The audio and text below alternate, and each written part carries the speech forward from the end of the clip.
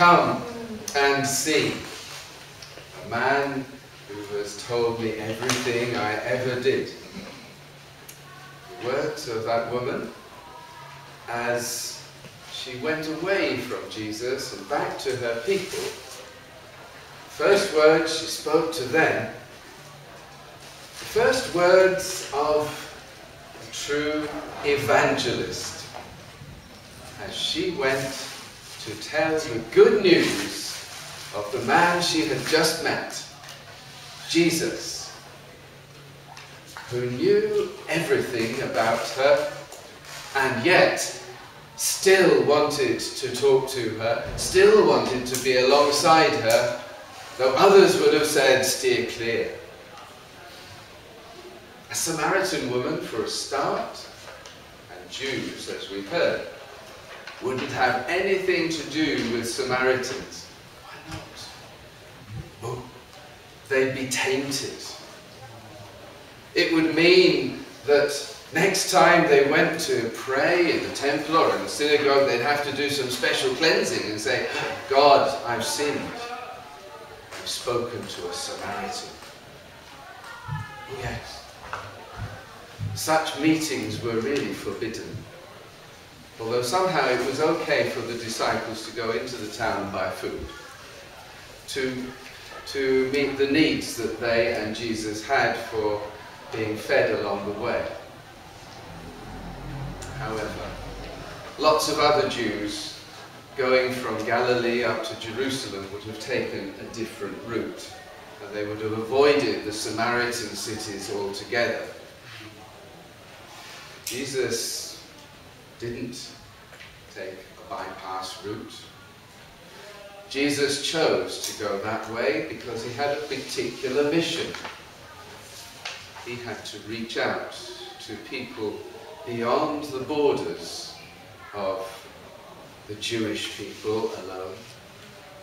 His mission was to go to all the world, at least that part which was within his scope during that time of ministry, and according to the ability that he and his disciples had, given that there were no trains or planes or buses or cars to take them elsewhere.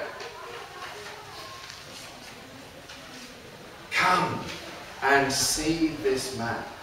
That was a little bit later on.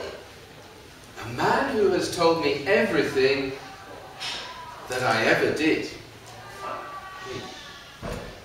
At the end of John's Gospel, we read that there is much more that could be recorded about what Jesus did during his ministry.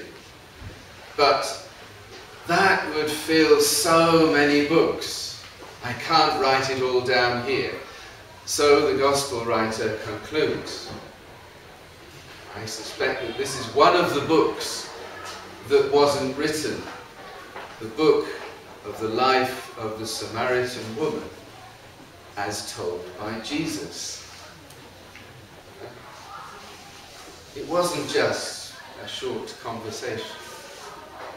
This was true pastoral concern and care. And he would have reached out to that woman.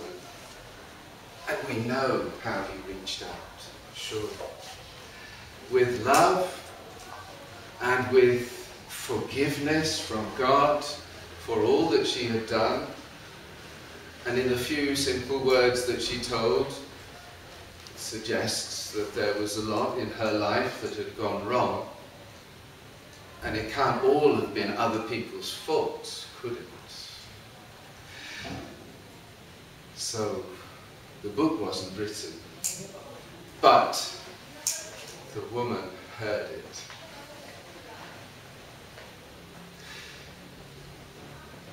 While she was telling the story, she was also asking questions. And as we encounter her with Jesus, what was the first question she asked?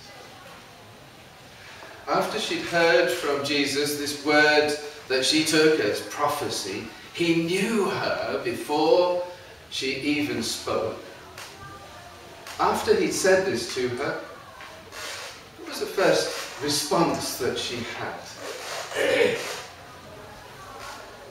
But it wasn't a declaration of, oh, you're a great prophet.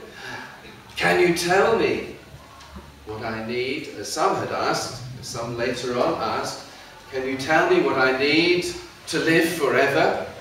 Can you tell me what I need for my life to be fulfilled? No. It was a theological question. I mean, what would you ask Jesus if you met him? Jesus, now, we Samaritans, we're good religious people.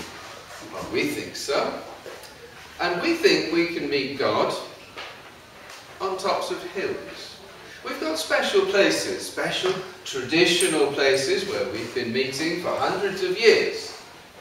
And we believe, and our ancestors believed, and this has been going on since the time of one of your ancestors, Jacob, they believed that it was quite okay, it was fine to worship God on the top of a mountain.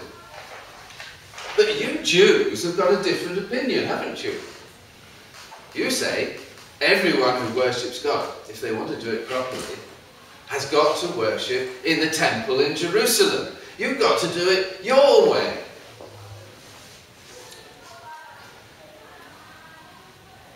She started off, I think, on a poor footing here. A discussion, or even an argument, with the man that she had first recognized as a prophet, and now perhaps expecting to field these questions and these statements in order to win the argument and to prove the dominance of the Samaritan religion over the Jewish religion. They had, after all, been together at one point, but now they were separate, and adversaries. They were almost dire enemies. Oh, Jesus spoke to her calmly, and talked to her about the importance or the unimportance, the lack of importance of the particular place. He explained to her many things that she could also have asked and possibly did during that time of their conversation while the disciples were away haggling in the market for food.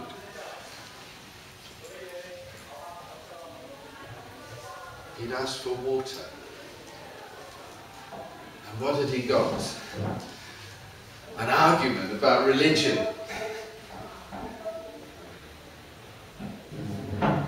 Is that what he was expecting? Was it what he wanted? Did Jesus come to argue about our religion?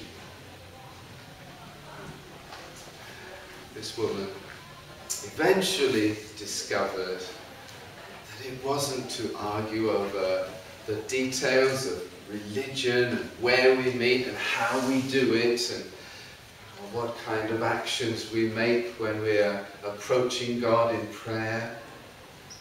He didn't come for that. He came to ask for water and then to say, do you know who it is that's asking? To ask for water in order that she might respond first with a cup of water. Whoever gives a cup of water, even that, to one of these little ones, is doing my will, doing my Father's will. And then to talk about the water and the living water, and then to talk about something that had happened before the time that Jews and Samaritans had become separated. The water that we heard about, that saved the people there in the desert. The water that was God's word for the people. Physically, they were able to drink. spiritually, they were able to feed on God and recognize the presence of God, who had been alongside them all the time since Moses had led them out of Egypt. Here is Jesus